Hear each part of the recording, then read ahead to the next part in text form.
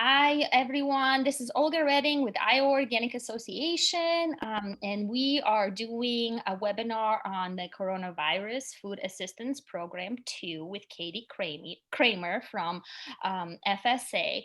So what I'll do, you guys, is I'll get started and I'll share about IOA Organic Association, just a few slides, and then after that, Katie will present. We can then take questions at the end of the presentation if there are any questions. Also, feel free to type your questions into the chat box and we'll take it from there. So I'll go ahead and share my screen. So just 1 minute, get my PowerPoint.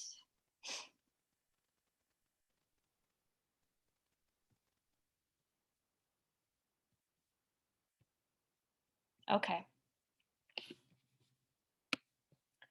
All righty. Okay. Who is IOA? IOA is a nonprofit organization committed to organic education, advocacy, and community cooperation. We were established in 2006, and our mission is to advance organic agriculture and food systems in Iowa. Our members represent a diverse community of Iowa's organic farmers, gardeners, food and farm businesses that advocate towards championing the organic movement. So thank you to all of you for doing that and being part of our community. As far as our priorities, we have 4 overarching priorities: education, outreach, advocacy, and community. And I'll just briefly discuss each one of them. As far as education, we provide programs, expertise, and information to help expand and diversify the organic opportunities in Iowa. We have conducted the Growing Organic Expertise workshops earlier this year in February. Those workshops were geared towards technical service providers across the state. We also conducted the first and only Midwest Organic Pork Conference in 2019. And then we were going to do it in 2020, but canceled it due to COVID. However, we are working with Moses and bringing some of those topics back into the conference next year. So stay tuned for more about that. We also do on-farm field days, webinars as the one today, and have a variety of online resources. As far as outreach, we connect with our target audience and the public and promote research and events and resources that are beneficial to our organic community. We participate in various conferences, trade shows, and community events. And as mentioned earlier, our website has a plethora of information such as e-news, event calendars. We are also very active on social media and our listserv. So if you are not following us, feel free to check out our page on Facebook and Instagram and give us a follow. As far as advocacy, we advance state level leadership policies dedicated to funding that supports Iowa's organic growing industry. We develop relationships with policy leaders and mobilize advocates and stakeholders willing to advance organic interests. And then as far as community, we encourage a culture of collaboration by connecting organic experts, stakeholders, and resources to strengthen Iowa's organic community. Thank you for being part of our community. As far as resources available on our website, one that I'd like to point you out to is this organic resource directory. It was developed to provide organic and transitioning farmers a wide range of resources to help encourage widespread success. This document has over 900 businesses, from nonprofits to service providers. You can find anyone and everyone involved within the organic industry. So it's a very valuable resource. It serves as a tool to our organic community to achieve growth and continued success. So we are actually in the process of updating this. However, you are welcome to check it out under our resources page and download a PDF version of it. And then we also have hard copies of it too. So if you're interested in getting one, just let me know.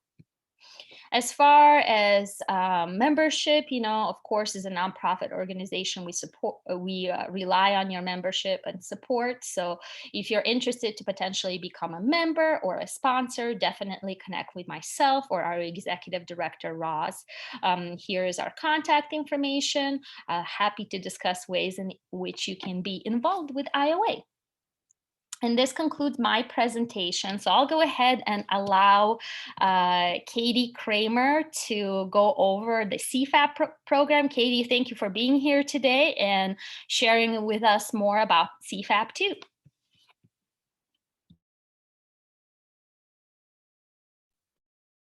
Good afternoon. Thank you so much, Olga, and appreciate you setting this up for us. Get my screen shared for you guys.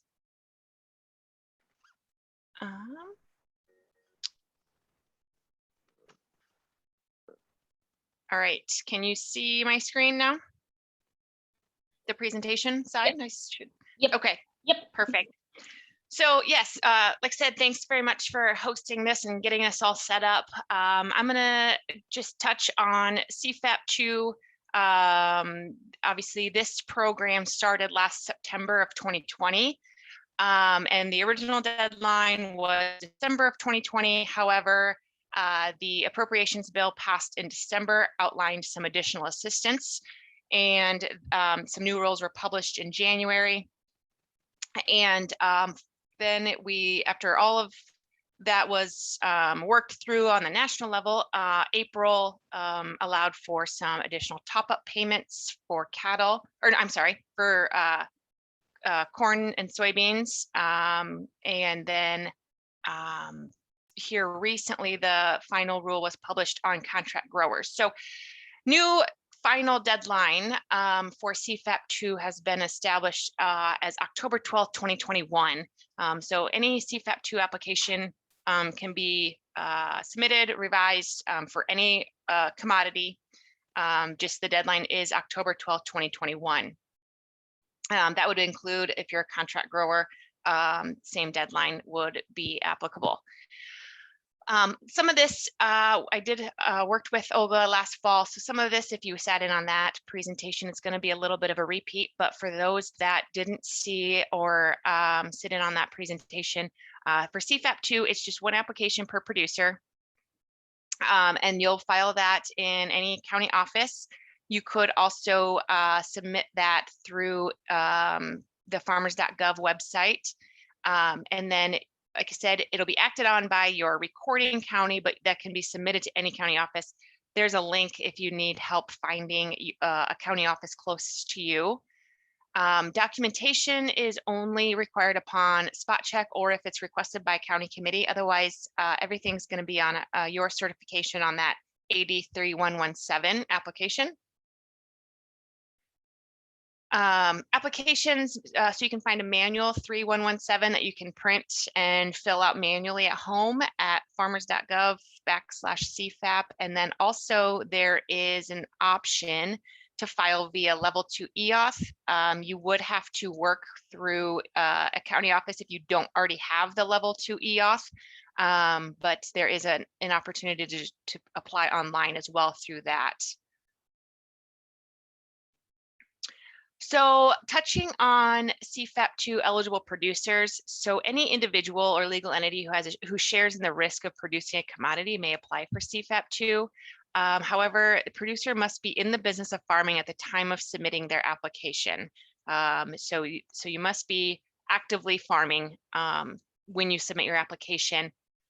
Commodities grown under a contract in which the grower has both ownership and production risk are eligible for CFAP2. And then only commercially produced commodities are eligible. And then last, this contract producer, so this is part of the new rule that came into effect in August, or was, I should say, was finalized in August, but contract producer who grows or produces an eligible commodity under contract on behalf of another person and doesn't have ownership and is not entitled to a share is also eligible through our contract producer option. Quick touching on payment limitation, payment eligibility. So payment eligibility remains the same for CFAP2 as it was required for CFAP1. So the conservation compliance certification is required. The AGI certification on a 941. So it's an average of the 3 years. Your average adjusted gross income for 3 years can't exceed 900,000. Or if it does, you would submit to 75% of that income coming from farming, ranching, anything to do with ranching, farming, livestock, all that. And then also you would need to submit a CCC 902, a farm operating plan, including the names, addresses, and tax ID numbers for the persons or legal entities and its members, the member information and citizenship status. As far as payment limit, CFAP2 has a separate $250,000 limit. So you can be paid directly or indirectly up to $250,000 as an individual. So indirectly, if you're part of an LLC or a corporation, then that your share percentage of that entity would attribute indirectly that amount that LLC is receiving times your percentage share of that would be attributed to your Social Security number. So that's kind of how that payment limitation works in a real quick nutshell. The optional increase applicable for CFAP1 is also for CFAP2. So if you are in legal entity and you can certify to the member's contribution of at least 400 hours of active personal labor and or active personal management, then you can increase the entity's overall payment limit by $250,000 per member up to $750,000. So for example, if I am a member of an LLC, it's my husband and myself, and both my husband and I actively contribute 400 hours of labor to our LLC operation, then we would list both my name and his name, and we would then qualify, the LLC would then qualify for a $500,000 limit. So, and then if there's three members of the LLC, then we could potentially qualify for $750,000. The attribution of payments, they're going to be made directly or indirectly, like I mentioned, but with CFAP 1 and 2, there was also in the rule published that we would equalize share if it's to the benefit of the LLC or entity that's requesting benefits. So if you have questions on that, that's a little bit more in depth. I encourage you to reach out to your county office or myself for additional information on that, because that could be a training all on its own.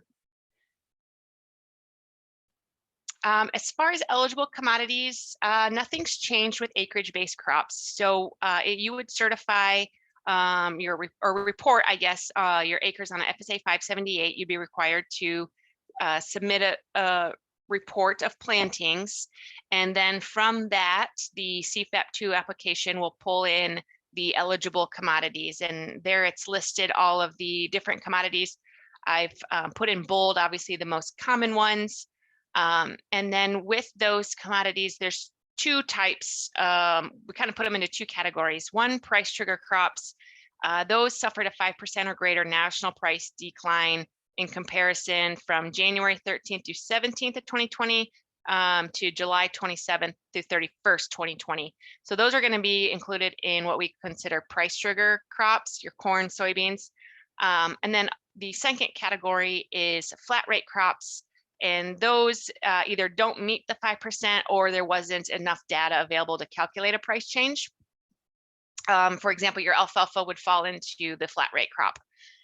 Again, like I said, you have to have your planted acres reported on a 578, which can still be completed.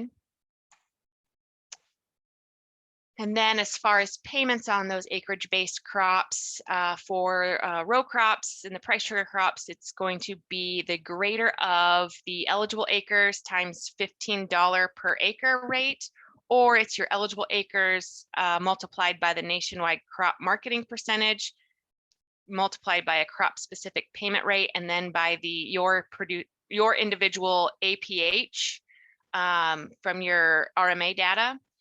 If the APH is not available, then you will use the 85% of the weighted 2019 Arc County benchmark yield for that crop. The one caveat in addition to that is if those crops were insured, then you can submit a request to be paid on 100% of the weighted 19 Arc County benchmark for that county. So if you have insured crops, it was just maybe under a different name. It's a family, one person insures it, but everybody else is listed as SBI. I would encourage you to talk to your county office before October 12th deadline. Those flat rate crops, those are just the acres times 15, a flat rate of $15 per acre. So that's how those are calculated. Your sales commodities, this is where you're going to have a lot of your specialty crops are going to fall under sales commodities.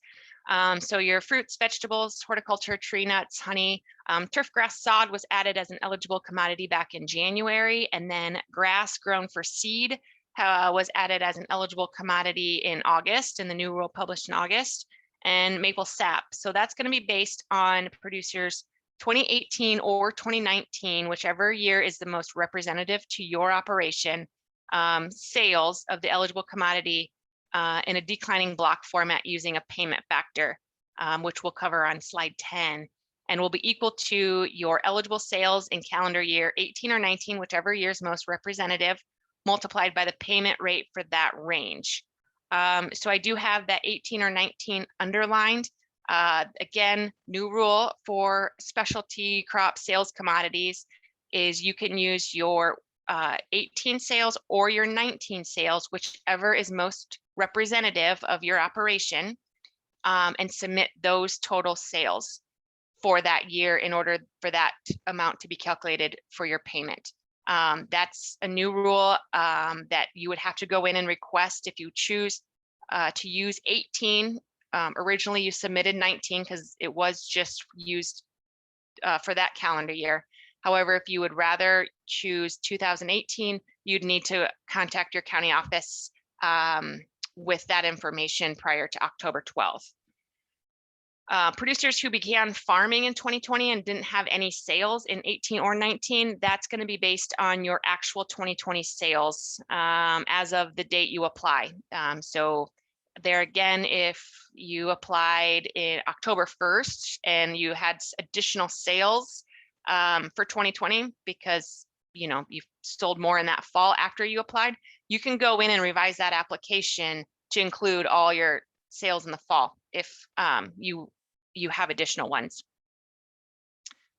Yeah, because mentioned, producers can revise previously filed and approved applications to include 18 sales, to include additional 2020 sales, whichever you may have.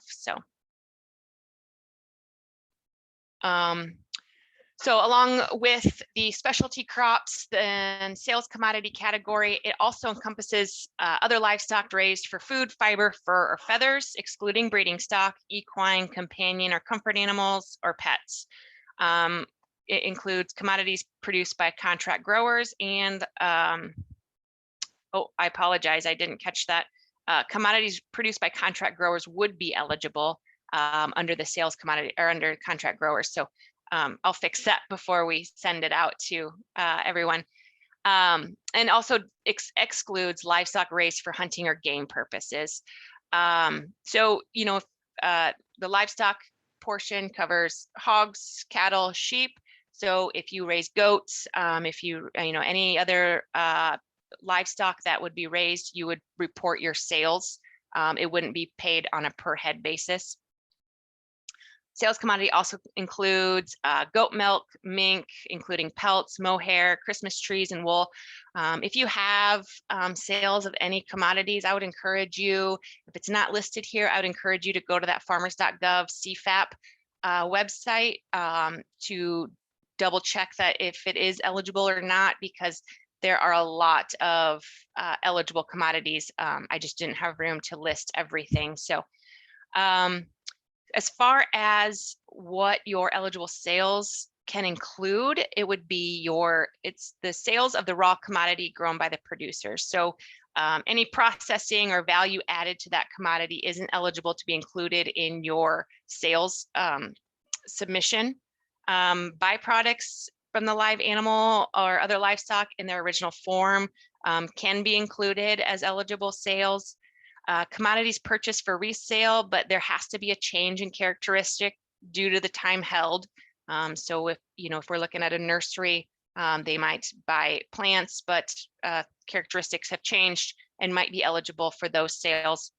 And then also any crop insurance indemnities or NAP indemnities or WIP plus payments earned for the crop year in which you're submitting the revenue. So if you earned crop insurance indemnity for 2018, and that's the year that you're submitting on your application, you can include your crop insurance indemnities, same with the NAP indemnities, etc.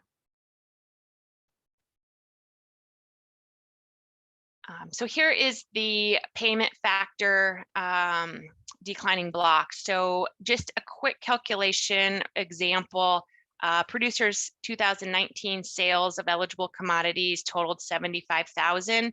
So he's going to submit 75,000 on his CFAP2 application. And for payment, the first $49,999 of the 75,000 is going to be taken times a payment factor rate of 10.6% to figure that payment, and that's going to be added to the additional $25,001. So I take the total sales of 75,000 minus the 49,999 to get 25,001. So that's going to be paid in that next block of 9.9%. So 49,999 times 10.6 and $25,001 times 9.9% equals a total payment of $7,775.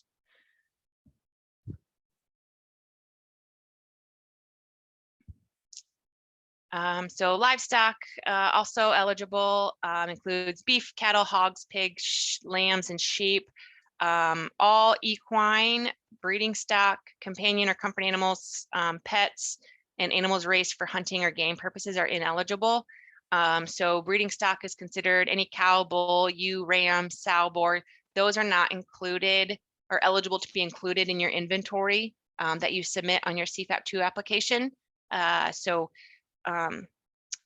The payment or the inventory will be equal to the highest owned inventory of eligible livestock, excluding that breeding stock, on any date between April 16th and August 31st of 2020. So livestock producer can pick any date with the highest inventory between those two dates and submit that as his eligible livestock, as long as he's not including any breeding stock.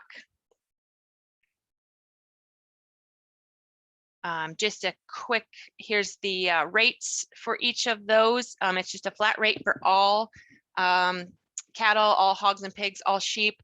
There isn't any difference. There's no categories. CFAP1, obviously we had to separate out into different categories. This is just a flat rate for all commodities. So cattle is the $55, hogs and pigs $23, and sheep $27. So just a quick example, if the highest inventory on hand between those two dates was 220 head, we just take 220 head of cattle times $55 to get $12,100. So additionally, dairy is an eligible commodity, and I took out the slides on dairy. I took out the slides on eggs and poultry. Those are eligible. We went over them. And I know I would assume that there's probably on the website our past presentation from last fall with IOA Organics, and it would encourage you, if you do have those, to touch in on those. But I wanted to get into the new contract grower information. So like we said, the rule published in January opened up to eligible contract grown livestock and poultry. And then there was some additional eligibility added to the rule in August. And so broilers, pullets, layers, poultry eggs, turkeys, geese, pheasants, quail, hogs, pigs, and other livestock or poultry types have been determined eligible, announced back in August. And then eligible revenue for those contract growers would be revenue received by the contract producer for contract producer of eligible contract livestock or poultry.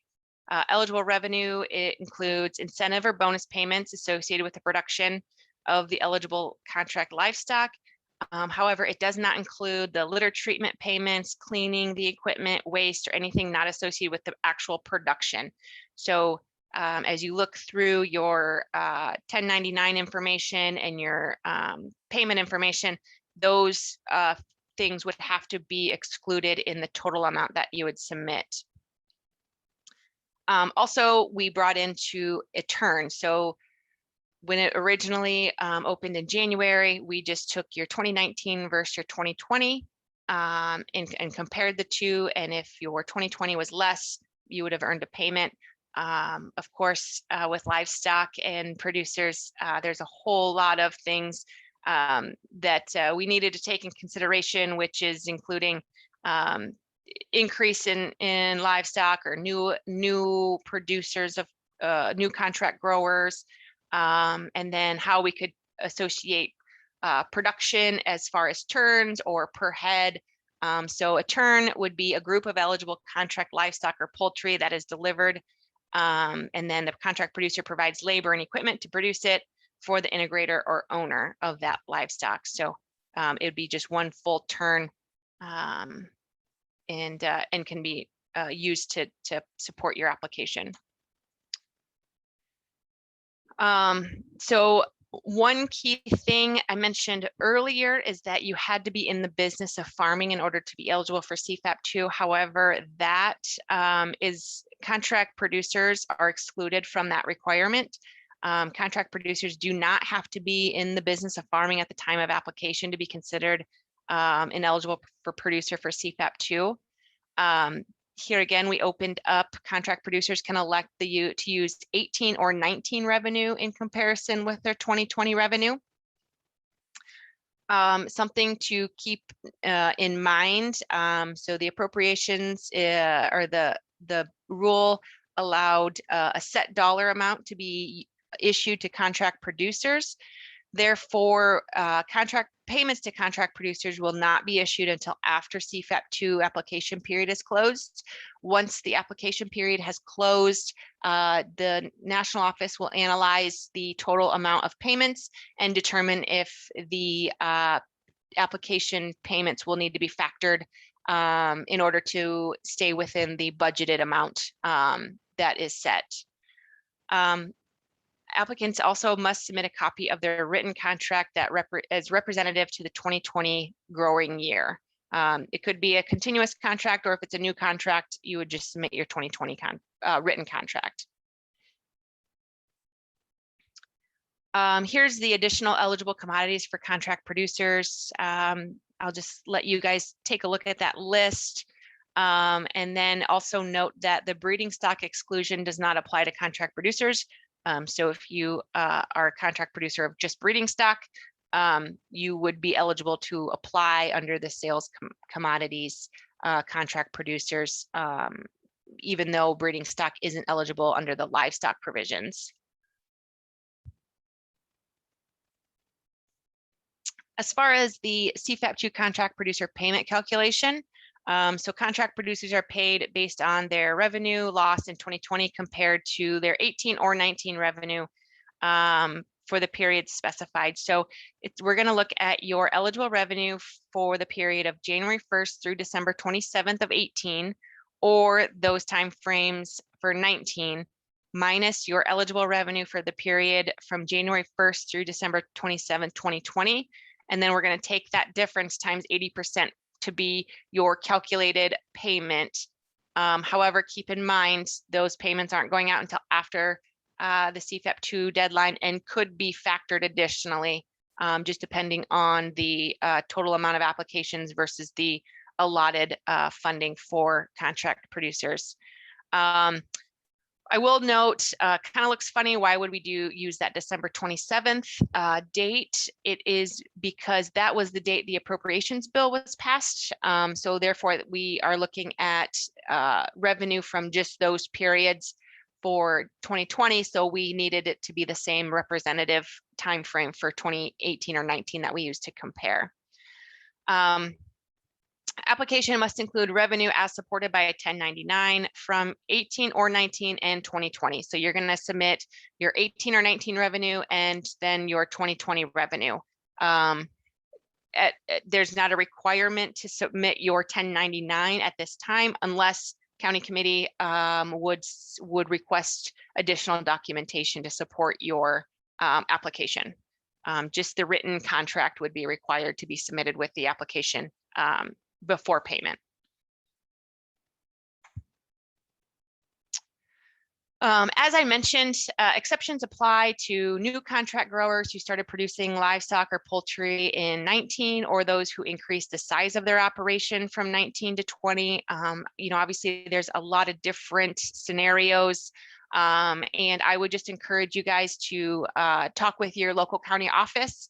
Let them know, about the changes. We have several exceptions allowed. We have a tool to help us calculate, what the ratio, using the ratio of your current actual revenue and what it potentially should have been, could have been, with the increases size, increased number of turns, increased per head production, increase the square footage of production. So just meet with your local county office, let them know any of the changes that happened from 19 to 20 or from 18 to 20, and they'll work with you with the tool that they have access to take care of that.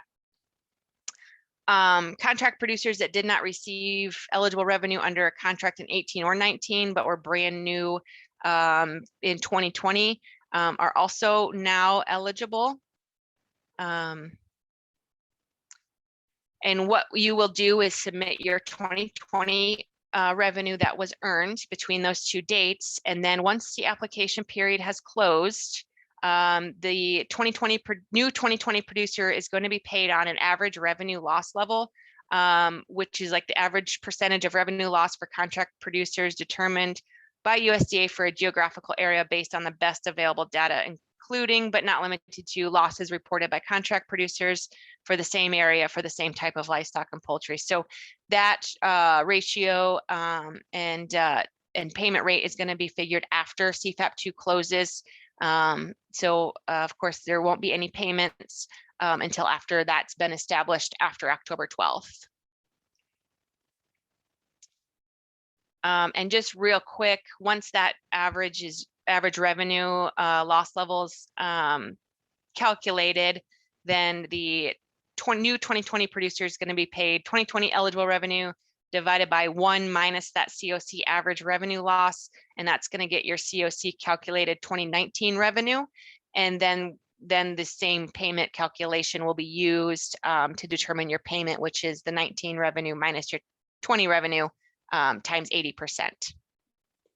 So that's all I have really on CFAP. I probably went through that kind of fast. I apologize. I tend to talk kind of fast, but I do have just a couple more slides that I'll quick go through, and then I will open it up to any questions that anybody has. With the pandemic response total bill, lots of different programs available, administered by different agencies depending on just where it fit the best. Before I touch on this one, there's PLIP for those that had to euthanize livestock because of marketing processing plants not being available. There's also a timber harvesters and haulers program for loss of income for those.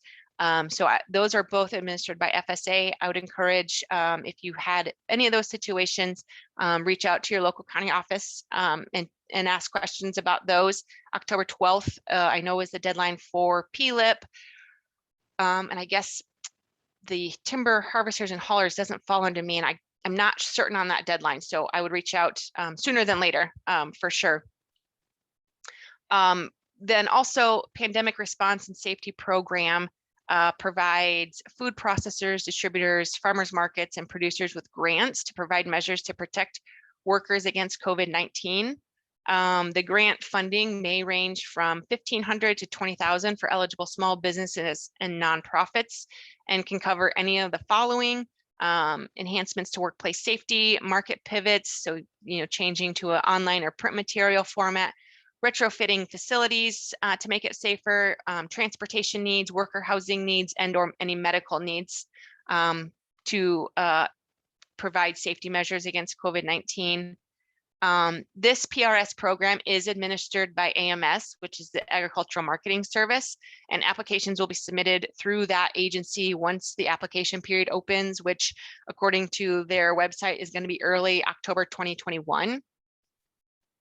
One of the requirements is that the applicant have a DUNS number. And so if you are interested in the program and plan on submitting an application and you don't have a DUNS number, that can be acquired through the help of your local county FSA or NRCS office. So if you're looking at that as an option, I would encourage you to go ahead and start working on that DUNS number request through your local county office.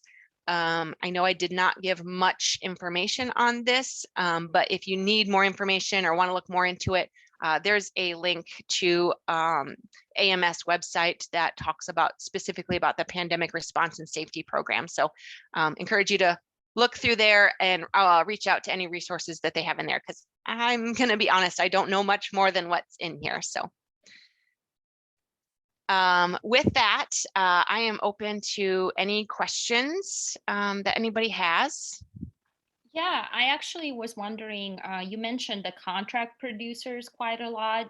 Do you have a list or a definition of who is encompassed in that contract producer? Yeah, so basically the contract producer would be anybody who produces. Contract producer is someone who grows or produces an eligible commodity under contract on behalf of another person or obviously entity, and doesn't have any ownership in the commodity and is not entitled to a share of profits. So hogs, obviously lots of contract producers of hogs in the state of Iowa. So basically I'm paid by pigs. I have a hog barn and the integrator pays me by pig space to raise and grow and care for that hog until, for a certain time frame while it's in and then I only am paid by pig space. Maybe there's some incentives or bonuses for how well it grows, etc. But I don't have any, I'm not subject to any marketing, influxes. I don't really have a price risk or an ownership in that. My job is strictly to grow it, and I get paid to grow it. So Okay. that would be your contract producers. Yeah. Okay, yeah, that explains it. Sorry, I missed that part. Nope. And then as far as participation in CFAP, now that we have a year, under wrap, like how has that been, overall? As far as like, people applying for CFAP and getting oh yeah. investment. Yeah, I mean, both CFAP1 and CFAP2 were definitely really a large helpful programs for a lot of people across the state. I would have no idea on the total amount, the amount of payments issued, but yeah, no, I think it's the program has been widely used by producers of all sorts of commodities. Yes. Okay, gotcha. You don't have like the allotted funding available this year off the top. You mean for the contract growers specifically? Mm-hmm. No, I don't recall what that amount is of approved funding. I can sure get it for you. Okay. But no. And the overall CFAP, I don't know what the actual amount was budgeted versus what was paid. Okay. They're large numbers. Yeah, I can only imagine. Yes. Yeah. Well, unless there are any additional questions, then we can certainly, end the conversation today. What I'll do too is I will be sure to send out everybody a survey link as well as a link to this presentation on our YouTube channel. So definitely be sure to share this presentation with anyone that could benefit from this information. Katie, thank you so much for taking time out of your busy week to, share this information with us. We really appreciate your time, and thank you so much for being here today. Yes, thanks for having me. Of course. Thank you. Have a good day, guys. Bye. Bye-bye.